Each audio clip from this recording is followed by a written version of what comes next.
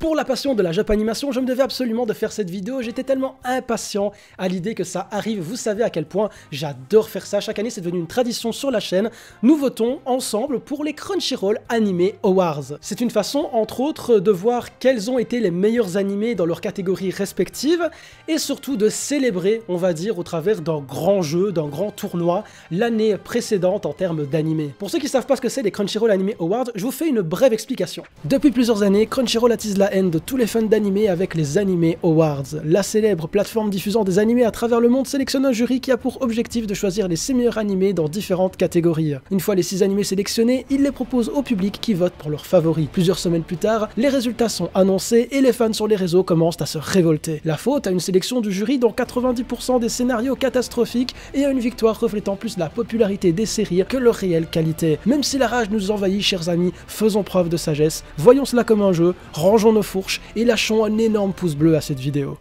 Bref, ceci étant dit, on y va! Putain, c'est une blague, c'est une putain de blague. Bon bah j'en profite pour dire que normalement ça devait être fait en live, les Crunchyroll Anime Awards, j'avais envie de le faire en live cette année avec vous, mais à cause des problèmes de connexion que j'ai actuellement, c'est impossible pour moi de faire un live en étant serein, en me disant qu'il ne va pas y avoir de coupure, la preuve ici, bref, je règle le problème et on y retourne. One eternity later. Bon, on va pouvoir y aller, je suis de retour, alors prêt à voter et à voter et à voter, mais évidemment que je suis prêt à voter. Je n'ai jamais été aussi prêt pour voter, je suis né prêt pour voter. Alors je le dis direct, évidemment, on garde l'animé de l'année pour la fin de la vidéo quand même, hein. On va faire durer le suspense jusqu'au bout, le watch time. On va donc démarrer avec le meilleur protagoniste et regardons un petit peu quels sont les nominés. Alors on va pas regarder les vidéos à chaque fois. On a du coup Natsume de Decadence, Katarina Class de My Next Time as a Villainess, Itadori Yuji de Jujutsu Kaisen bien évidemment, Anos d'un anime que j'ai pas regardé concrètement, il y a Asakusa de Keep Your Hands Off Eizouken et Hinata de EQ. Alors ici j'ai quand même pas mal hésité étant donné que Katarina, je l'ai beaucoup aimé, pour moi c'est elle qui portait véritablement tout son animé, et Asakusa, j'ai adoré Keep Your Hands Off Eizouken, et le trio de protagonistes que l'on avait était juste fabuleux, et en particulier deux, dont Asakusa. Donc mon vote va à Asakusa. Je sais bien que beaucoup ne sont pas d'accord avec moi d'ailleurs, n'hésitez pas à mettre dans les commentaires pour qui vous auriez voté, franchement je suis trop curieux de voir ça, c'est pour ça que de base je voulais le faire en live avec vous très sincèrement, mais voilà, on reportera ça à l'année prochaine. En tout cas, Asakusa, c'est validé. Après les meilleurs protagonistes, on passe forcément aux meilleurs antagonistes, et on a End de Dorohedoro qui est nominé, évidemment Sukuna de Jujutsu Kaisen, Rachel de Tower of God, cette grosse... Voilà, on a Echidna de Re:Zero qui vraiment était exceptionnel, hein. C'est pour moi un des personnages qui a porté la saison 2 de Re:Zero, du moins sa première partie. On a Akito Soma de Fruit Basket saison 2 et Overhaul de My Hero Academia. Le choix est concrètement compliqué.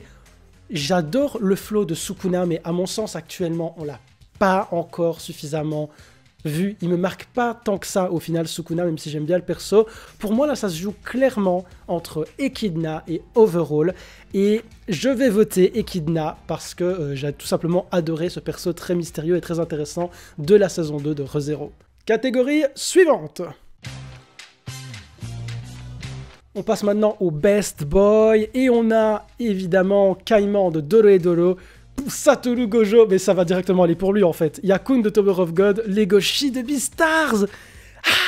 Il y a encore Anos Voldigod, mais ça je peux pas trop dire parce que j'ai pas vu cet animé malheureusement, et Hinata qu'on retrouve une fois de plus dans cette catégorie, et mon vote va aller, alors franchement pour moi ici Legoshi mérite grave, mais je suis trop fanboy de Gojo Satoru de Jujutsu Kaisen, donc mon vote va pour lui. Il y a tellement un épisode où je l'ai trouvé mais beaucoup trop frais en fait.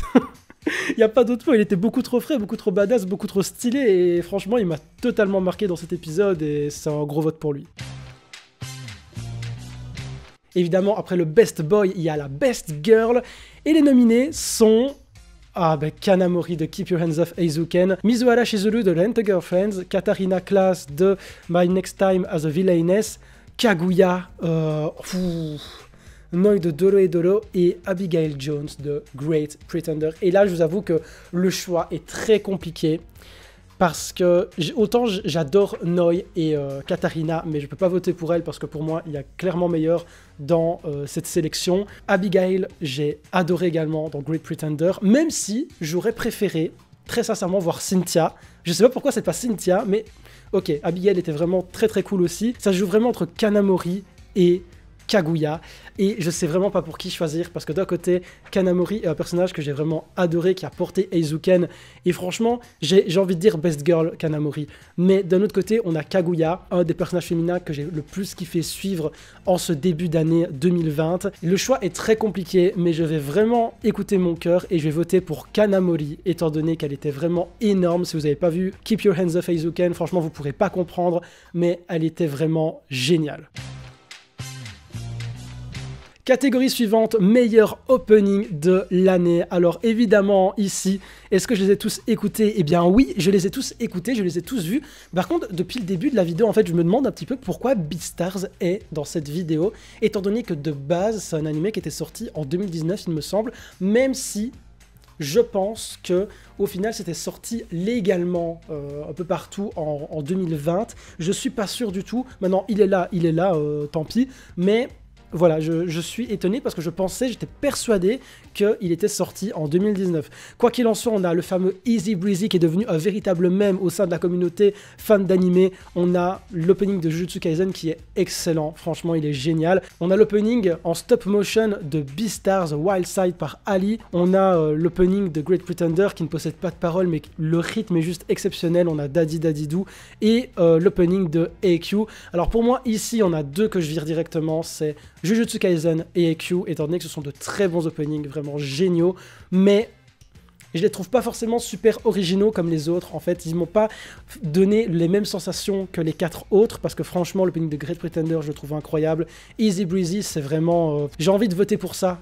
J'ai envie de voter pour Easy Breezy, mais d'un autre côté, on a Daddy Daddy Do et Beastars. Je sais pas, les gars. Franchement, là, je suis trop perdu. Je vais m'en vouloir parce que j'ai envie de voter pour 4 choix différents et je sais vraiment pas pour lequel voter sur ce coup-ci. Je vais vraiment voter pour l'opening de Beastars parce que ça putain de banger et l'animation tout simplement est tellement unique, on va dire. C'est très rare d'avoir du stop motion comme ça dans des openings et rien que pour ça je salue, on va dire, l'originalité du clip et c'est pour ça qu'il a mon vote. Alors pour le meilleur ending, très concrètement, je vais être honnête avec vous, de base, j'aurais pas trop envie de voter parce qu'il y a celui de The Millionaire Detective et de Inspectre que j'ai pas vu, malheureusement. Maintenant, j'ai vu celui de Great Pretender, évidemment, comment ne pas le remarquer. Il est chanté par Freddie Mercury, s'il vous plaît. L'ending de Dolo et Dolo est juste excellent aussi, mais pour moi, il est clairement déjà pas à la hauteur de Great Pretender. Celui de Jujutsu Kaisen est très lourd aussi, mais ça se joue pour moi véritablement entre Great Pretender et BNA, parce que Night Running, j'adore véritablement ce son, mais mon choix, il va partir pour Great Pretender, parce que putain, Freddie motherfucking Mercury pour un générique d'animé, c'était tellement inespéré, mais ça fait tellement du bien. On passe du côté du meilleur réalisateur du coup, et là on a Masaaki Yuasa, hein, comme chaque année il est dans la sélection avec Keep Your Hands Off Eizouken bien évidemment, Yuzuru Tachikawa, qui a fait Decadence, que j'ai malheureusement pas fini, Sungo Park qui a fait Jujutsu Kaisen, mais aussi The God of High School, il me semble, cette année. Alors pour moi, ici, ça se joue très clairement entre Masaaki Yuasa, je suis un fanboy, mais Keep Your Hands Off Eizouken était juste génial. Comme je l'avais dit, c'est pour moi un des meilleurs animés de l'année. Maintenant, personnellement, je connais pas le passif de Hiro Kaburagi en long et en large, contrairement à Masaaki Yuasa, mais franchement... Great Pretender, j'ai envie de voter pour Masaaki Yuasa tout simplement parce que j'ai adoré la direction de Keep Your Hands Off Eizouken, mais franchement, pour un gars que je connaissais pas, Hiro Kaburagi, j'ai peut-être vu déjà ses autres animés, mais voilà, le nom me disait rien. Ce qu'il a fait avec Great Pretender, c'est magique, c'est vraiment magique, donc vous ne verrez pas ça très souvent, mais non, cette fois-ci, je ne vais pas voter pour Masaaki Yuasa, je vais voter pour Hiro Kaburagi et Great Pretender. Alors, on arrive avec peut-être une catégorie qui va fâcher, peut-être une catégorie qui va susciter beaucoup de réactions, la meilleure animation de l'année. Et là, ça va être vraiment très compliqué, les amis, parce qu'on a Keep Your Hands Off Eizouken. J'ai adoré la direction artistique de Keep Your Hands Off Eizouken. Les moments où on voit leur point de vue, quand elles s'imaginent des trucs, etc., quand elles font fonctionner leur imagination, c'est juste grandiose. Les combats dans The God of High School étaient exceptionnels, les chorégraphies... L'animation, c'était juste dantesque, en fait. Maintenant, c'est peut-être un des seuls points positifs de The God of High School, mais on peut pas lui retirer. Jujutsu Kaisen, c'est aussi absolument hallucinant. Great Pretender, c'est peut-être pas la meilleure animation, mais c'est vraiment la meilleure DA de l'année, à mon sens. J'ai été trop surpris. Et j'ai aussi beaucoup de mal à choisir, vraiment beaucoup de mal, étant donné que si on juge en termes d'animation pure, j'aurais vraiment envie de dire Jujutsu Kaisen. Mais si on prend la direction artistique dans sa globalité, pour moi, ce qui m'a mis vraiment la plus grosse claque, c'est Great Pretender. Donc moi, je vais prendre ça comme direction artistique en général, donc l'esthétique pure et dure des visuels, et je vais voter pour Great Pretender. C'est peut-être une incompréhension de ma part, mais je pense que c'est ça qu'ils veulent dire par meilleure animation. Pour le meilleur character design maintenant, on a quoi? On a encore Keep Your Hands Off Eizouken, mon dieu! Et franchement, là, je suis en train de me torturer l'esprit, parce que tout simplement, j'aurais largement envie de dire BNA. Mais je trouve que les chara design de Toilet Bond Hanako-kun sont vraiment excellents. On va pas passer trop de temps sur cette catégorie. Pour moi, ça va sur BNA.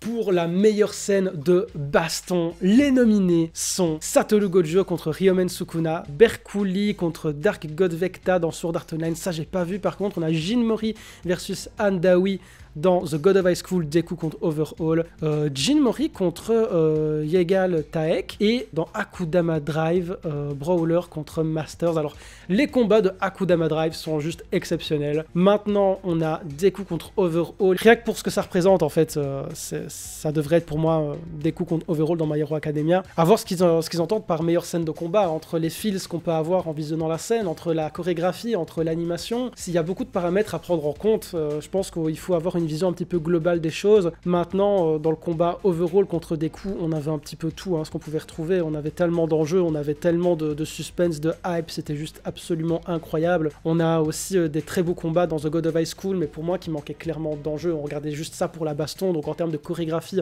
et en termes d'animation, c'est exceptionnel.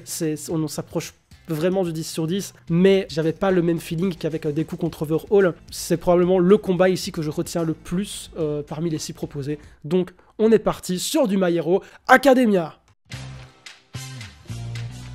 Catégorie suivante avec le meilleur drame. Alors on a Fruit Basket, Japan Sings, Beastar, Great Pretender, Sing, Yesterday et Somalian de Forest Spirit. On a du drame dans Great Pretender, mais quand tu compares le bail de Japan Sings contre Great Pretender, c'est vraiment pas le même délire, tout simplement. Ici, j'ai un peu du mal à choisir parce que c'est pour moi des animés qui sont pas du tout dans la même catégorie. Enfin, Beastars est tellement différent de Japan Sings, et Japan Sings est lui-même très différent de Beastars et de Great Pretender, qui lui-même est très différent de Somali and the Forest Spirit. Donc ici, je suis vraiment un peu perdu, très concrètement, pour le meilleur drame de l'année. Pour moi, l'anime le plus dramatique que l'on pouvait avoir, c'est Japan Sings. Hein. Je pense qu'on n'entend pas la même chose quand on parle de meilleur drame, mais c'est juste un genre, au final, mais pour moi, vraiment l'anime le plus dramatique, et qui était aussi pas le mieux branlé de la liste, mais dans ce qu'il nous raconte en termes de drame, etc., c'est Japan Sings. Ah, on arrive à la meilleure comédie de l'année. Alors, petite prévision, je sais qu'il va y avoir Kaguya-sama. Je pense que je vais déjà voter pour Kaguya-sama. Mais regardons un petit peu ce qu'il y a. Et on a Keep Your Hands Off Eizouken, qui était drôle, mais voilà, c'est pas non plus the comédie de l'année à mon sens. Ouais, non, mais là, il n'y a même pas débat. Kaguya-sama va rouler sur absolument tous les autres participants, c'est clair et net. On arrive tout doucement à la fin de ce vote, étant donné qu'il reste 3 ou 4 catégories. Là, on a la meilleure bande originale, donc quels sont les animés avec les meilleurs OST? On a bien évidemment Tower of God par Kevin Penkin à la bande-son, voilà, j'espère que je le prononce bien au passage. Alors très concrètement, j'adore Kensuke Ushio, mais Japan Sings, je retiens pas tant d'OST que ça de cet animé. Keep Your Hands Off Eizouken, j'ai adoré la bande-son, vraiment, elle est incroyable dans Keep Your Hands Off Eizouken. Maintenant, The God of High School, il n'y a pas tant de musique que ça qui m'ont hypé, même si le style dubstep ça était assez risqué, mais collait au final très bien avec la série. Dans Beastars, j'ai pas tant d'OST non plus qui m'ont marqué dans Beastars. Maintenant, je suis peut-être un fanboy, mais pour moi, les meilleures musiques étaient dans Tower of God, même si j'ai adoré le style qu'il y avait dans Great Pretender et dans Keep Your Hands Off Eizouken, mais pour moi, voilà, Tower of God, c'était pas l'animé de l'année, très loin de là, mais au moins on peut lui reconnaître qu'il avait d'excellentes musiques. Pour la catégorie suivante, on passe en mode levé 1, voilà, avec les meilleurs couples, tout simplement. Et on va pas tergiverser 20 ans. Kaguya-sama, Love is War, ça part direct. avant dernière catégorie avec la meilleure fantasy. Alors là, il y a des chances pour que je les ai pas tous vus et effectivement, je n'ai pas vu Ascendance of Bookworm, mais j'ai vu ReZero, j'ai vu Decadence, j'ai vu Dragon Quest, j'ai vu Dolo et Dolo, j'ai vu Tower of God et mon univers préféré de cette année, il n'y a pas l'ombre d'un doute, c'est Dolo et Dolo. L'univers est fantastique, sombre et totalement barge as fuck. Franchement, il fallait oser faire un univers pareil, c'est juste génialissime. Donc ça part directement sur Dolo et Dolo. Alors, nous arrivons à l'animé de l'année. Alors évidemment, pour ceux qui ont vu la vidéo sur mon top 10 des animés de 2020, vous savez pour quel animé je vais voter, donc il n'y a pas de suspense à ce niveau-là. Mais la question est de savoir quels sont les 6 animés qui ont été choisis par le jury. Est-ce qu'ils ont bien fait ça? Est-ce que c'est du bullshit? En termes de prévision, je dis que forcément, il va y avoir The Great Pretender. C'est obligé à 3 millions de %. Je vois bien un Eizouken, très sincèrement. Je vois bien peut-être également Japan Sings, parce que je pense que c'est quand même un animé qui a eu beaucoup de détracteurs, mais il y a énormément de personnes qui l'ont adoré. Et je pense qu'il va y avoir Jujutsu Kaisen également, parce que c'est vraiment la nouvelle adaptation Shonen Jump qui a un peu bouleversé cette fin 2020. On va regarder ça. Et en termes de prévision, je suis un peu claqué, je suis très claqué même. Totalement, on a Keep Your Hands Off Eizouken, j'avais bon, Jujutsu Kaisen, j'avais bon, Great Pretender, j'avais bon, mais on a Apple Iron Man, je suis super étonné de le voir ici parce que pour moi, ça mérite clairement pas sa place dans les animés de l'année, vraiment, j'ai beaucoup aimé Apple Iron Man, il était dans mon top 10 si vous avez regardé la vidéo, mais vraiment, non, je l'aurais pas vu dans le top 6. Beastars, une fois de plus, j'y pensais pas, parce que pour moi, Beastars, c'était sorti en 2019. Peut-être, je me trompe sûrement, mais pour moi, c'était sorti en 2019. Et Dolo et Dolo, je suis super content qu'il soit là, parce qu'il mérite. Je pensais qu'il aurait beaucoup de détracteurs à cause de la CGI, et parce que... Je sais pas, je pensais pas le retrouver ici, très sincèrement. Mais je suis très content qu'il y ait Keep Your Hands Off Eizouken, Great Pretender et Jujutsu Kaisen, tout bonnement parce que c'est mes 3 animés préférés de 2020. Mais évidemment, il n'y a pas de suspense, je vous l'avais dit dans ma vidéo top 10 des animés de l'année. Pour moi, le meilleur animé, celui qui se rapproche le plus de la perfection et du 10 sur 10, c'est Great Pretender par Wit Studio, qui est l'animé pour lequel je vote pour l'animé de l'année des Animés Awards. Et voilà, la vidéo touche à sa fin, j'espère sincèrement qu'elle vous aura plu. Je vous invite à lâcher vos armes directement, je sais bien qu'on n'a pas toujours les mêmes goûts en termes d'animé. J'espère en tout cas que vous verrez ça plus comme un jeu au final qu'on fait chaque année. On vote comme ça et puis vous partagez dans les commentaires les animés pour lesquels vous avez voté. Moi je vous montre ça en vidéo tout simplement. J'espère en tout cas que vous avez kiffé la petite vidéo comme chaque année des Animés Awards, que vous allez vous prendre au jeu, que vous allez liker cette vidéo si vous l'avez kiffé. Et sur ce, eh bien moi je vous souhaite une bonne journée, une bonne soirée, à la prochaine, on se retrouve très bientôt pour une prochaine vidéo. Ciao!